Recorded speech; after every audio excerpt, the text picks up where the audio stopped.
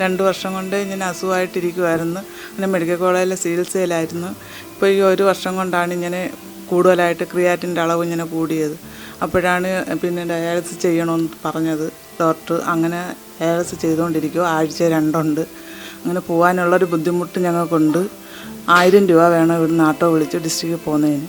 അപ്പോൾ ഞങ്ങൾക്ക് അതിൻ്റേതായ ഒരു ബുദ്ധിമുട്ടും ദാരിദ്ര്യവും ഉണ്ട്. ഇത് ജോലി ചെയ്തായിരുന്നു ഞങ്ങൾക്ക് കൊണ്ടുവന്ന് തന്നുകൊണ്ടിരുന്നത്. അപ്പോൾ ഞാൻ ആഫീസിൽ പൊയ്ക്കൊണ്ടിരുന്നതായിരുന്നു. എനിക്ക് തൈറോയ്ഡുണ്ട്, പിന്നെ അലർജിയുണ്ട്. അതുകൊണ്ടൊക്കെ ഞാനങ്ങനെ നിർത്തി വെച്ചേക്കുക. അങ്ങനെ ഇത് പോയി ജോലി ചെയ്ത് കൊണ്ടുവന്നാണ് ഞങ്ങൾ കഴിഞ്ഞുകൊണ്ടിരുന്നത്. ഇപ്പോൾ മോൻ +2 കഴിഞ്ഞ് പിന്നെ ഒന്നിനും വിട്ടു തുടങ്ങിയില്ല, ഇതിനിങ്ങനെ അസുഖമായതുകൊണ്ട്. പിന്നെ മോള് ഇപ്പോൾ +1 പഠിക്കുന്നു. അങ്ങനെയുള്ള ഒരു ബുദ്ധിമുട്ടും ദാരിദ്ര്യവും ഞങ്ങൾക്ക് ഉണ്ട്.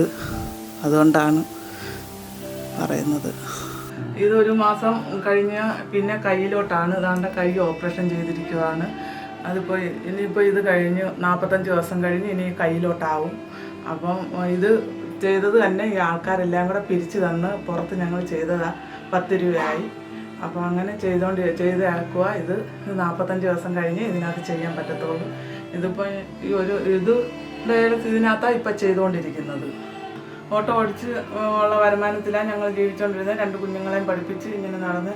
പിന്നെ ഞാൻ ഇവിടെ ഒരു ഓഫീസ് ഉണ്ടായിരുന്നു, ഓഫീസിൽ പൊയ്ക്കൊണ്ടിരുന്നതായിരുന്നു. ഇപ്പോൾ ഈ തൈറോയ്ഡ് ഉണ്ടായതുകൊണ്ടിൻ്റെ കൊണ്ട് പിന്നെ അലർജിയും അതിൻ്റെ ചൂടുമൊക്കെ ആയതുകൊണ്ട് പോകുന്നില്ല. അങ്ങനെ ഇപ്പം വലിയ ബുദ്ധിമുട്ടിലാണ്.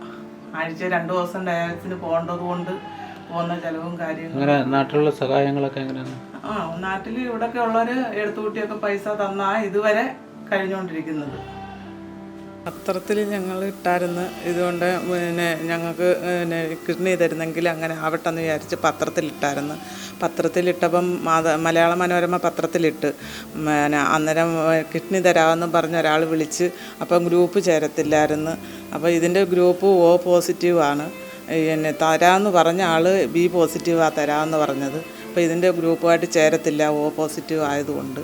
പിന്നെ ഓരോരുത്തരൊക്കെ ഇച്ചിരി പൈസ ഇട്ട് തന്ന്. അത് വലിയ തുകയൊന്നുമില്ല, 10-20,000 രൂപയ്ക്കകത്തേ ഉള്ളായിരുന്നു. അത് ഞങ്ങളുടെ പോക്ക് വരവിലുള്ള ചിലവ് കാര്യങ്ങൾ അങ്ങനെയൊക്കെ അങ്ങ് പോയി. അങ്ങനെയൊക്കെ ആയിരുന്നു. ഈ വസ്തുവും വീടും ലോൺ വെച്ചാണ് ഞങ്ങൾ വീട് വെച്ചേക്കുന്നത്. പഞ്ചായത്തിൻ്റെ വീടാണിത്. പഞ്ചായത്തിൻ്റെ വീട് കഴിഞ്ഞ് പൂർത്തിയാവാതെ കിടന്ന് 2-3 വർഷം അങ്ങനെ. അത് കഴിഞ്ഞതിന് ശേഷം പിന്നെ ഞങ്ങൾ സഹകരണ ബാങ്കിൽ നിന്ന് ഞങ്ങൾ ലോൺ എടുത്ത് 3 ലക്ഷം രൂപ. അതിപ്പോൾ അടയ്ക്കാനൊക്കാതെ 5 ലക്ഷം രൂപയായി കിടക്കുവാണ്. 9,000 രൂപ അടയ്ക്കണമായിരുന്നു. ഇത് ആട്ടോ ഓടി കൊണ്ടുവരുന്ന പൈസയിലാണ് ഞങ്ങളിത് അടച്ചുകൊണ്ടിരുന്നത്. ഇപ്പോൾ ഇത് ആട്ടോ ഓടാൻ പോകാൻ ഒക്കാത്തത് കൊണ്ട് ഇപ്പോൾ അത് മുടങ്ങി കിടക്കുക. അങ്ങനെ പലിശ കൂടി ഇപ്പം 5 ലക്ഷം രൂപയായി. അങ്ങനെ അതുകൊണ്ട് ഇപ്പോൾ അടയ്ക്കാനൊക്കാതെ കിടക്കുക. അപ്പോൾ അങ്ങനെയൊക്കെയാണ് കാര്യങ്ങൾ.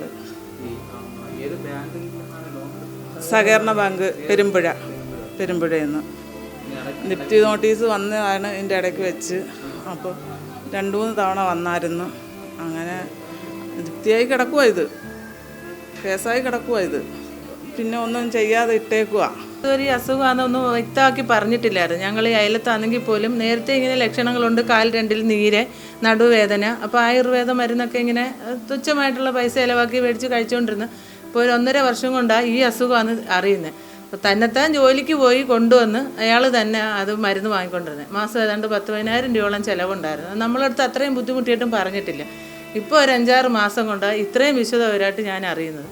ഞാൻ തന്നെ ഞങ്ങളുടെ അയലത്തൊക്കെ ഉള്ളവരടുത്ത് എല്ലാം പറഞ്ഞ്. അവരങ്ങനെ ആരെയൊന്നും വാങ്ങിച്ച് കഴിച്ച് ശീലം ഇല്ലാത്തതുകൊണ്ട് അങ്ങനെ ചെയ്തിട്ടില്ല, കഷ്ടപ്പെട്ട് ജീവിക്കുന്നു. അയലത്തൊക്കെ പറഞ്ഞു എല്ലാവരും അതിന് ചെറിയ സഹായങ്ങളൊക്കെ മേടിച്ച് കൊടുത്തു.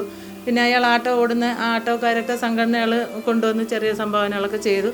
അതൊക്കെ കൊണ്ട് ഇതുവരെ മരുന്ന് വാങ്ങിക്കൊണ്ടിരുന്നത്. പിന്നെ പത്രത്തിനകത്തൊന്നും വലിയ സഹായമൊന്നും കിട്ടിയിട്ടില്ല. ആ അക്കൗണ്ട് ബുക്കൊക്കെ ഞാൻ വാങ്ങി നോക്കിയായിരുന്നു.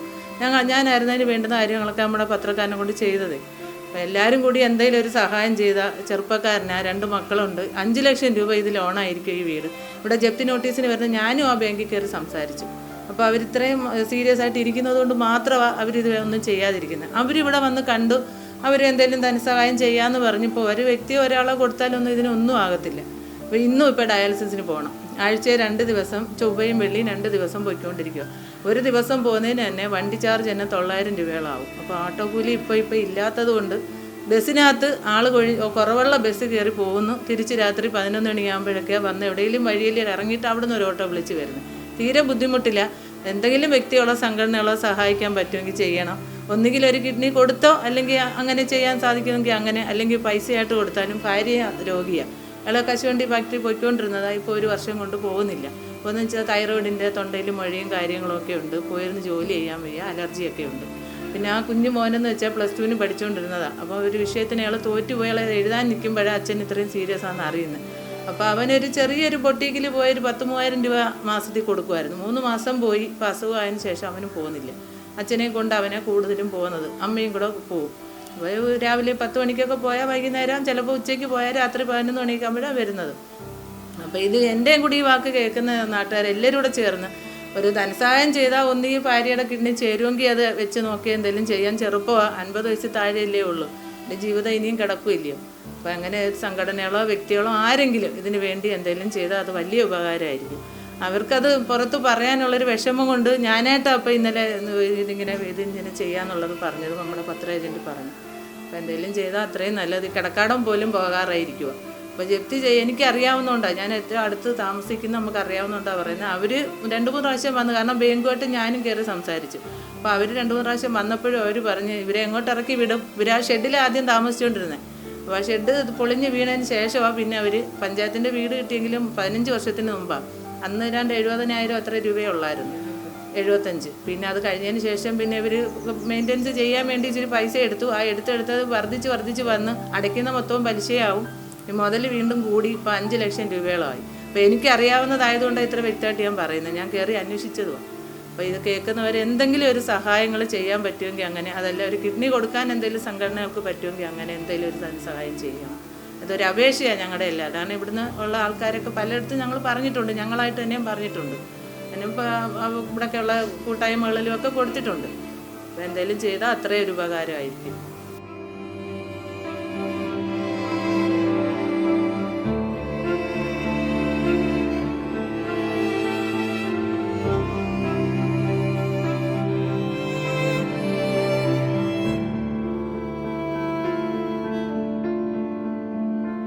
ലോകത്തെവിടെ നിന്നും നാട്ടിലെ വാർത്തകൾ അറിയുവാനായി കൊട്ടാരക്കര മീഡിയ എന്ന യൂട്യൂബ് ചാനൽ സബ്സ്ക്രൈബ് ചെയ്യുക.